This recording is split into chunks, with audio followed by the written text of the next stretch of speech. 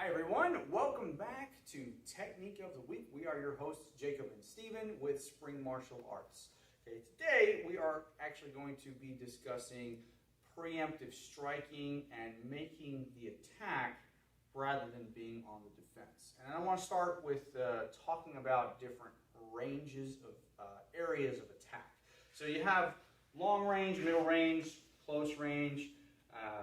Your distance management plays a very, very key point when you're moving around. If we're talking static position, we're in about kicking range right now. Okay, where both of us, either one of us, if he wanted to step up to kick me, he's got his distance, his range to come up to kick me. Maybe if he gets close enough here, he can launch in for maybe a lead punch or something, or lead punch. There we go. So you can come in. He's got some range of movement he can do this. Okay, same with me. I can come up. I can use my back leg to kick if I wanted to. It's not really going to be efficient maybe for a cross punch because it's going to take a long time, but to push off the back leg to come in with the lead, I have a potential for this. So this is long range distance. You got your middle range distance of where when I no longer have maybe an extended punch or an extended kick, I can also come in with my elbows. So I have distance to throw elbows, I have distance to throw knees. That would be about middle range to close range, and you can create a variety of different combinations from here.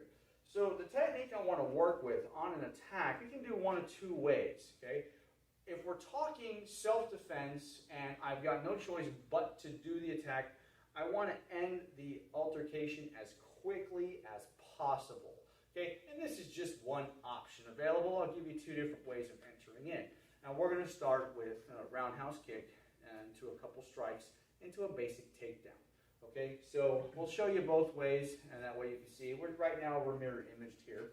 So on a roundhouse kick, if we're in this distance here, and I'm being a little bit preemptive, I'm not necessarily just going to throw because he can move here, and I don't have a whole lot of power doing this. But I want to set it up. So as I set it up, I might move, and I keep my body engaged here, sidestep as I'm trying to come in, maybe with the hands here, and here's my setup. Boom, roundhouse kick. Right behind the knee I can come in. Here's my cross punch, or if I come in, here's my elbow strike. Now right here, I've got a really nice setup for a takedown, and just a very basic sweep. I can always come up, finish, and recover position. I don't have to wrestle on the ground. Okay, so just see that again. This is just off of a roundhouse kick. So we're in position, I engage, adjust in, two, sweep out, and I can make a recovery position here. I can set up just in case he wants to get up and continue the altercation.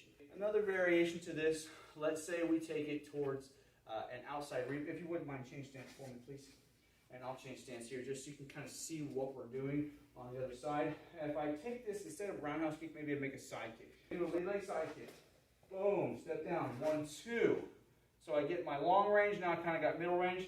Now I'm in close range. I set it up for control the elbow, control the shoulder, weights over the leg, outside reap takedown. And now I've got a control in the arm. I can always drop in, punch. I can work kneel here. I can work kneel to the ribs. I can adjust around if I'm doing jiu-jitsu grappling. If I'm doing grappling in competition versus if I have to grapple on street, I want to be here. So that way I can still scan my area and be aware of how many friends he may still have. And of course I can clear out and recover. So let's see that one more time. So again, it's at long range distance, boom, in, side kick, 1, 2, adjust, throw, finish, or finish. You've got elbow locks, you've got strikes, you've got knees, you've got wrist lock.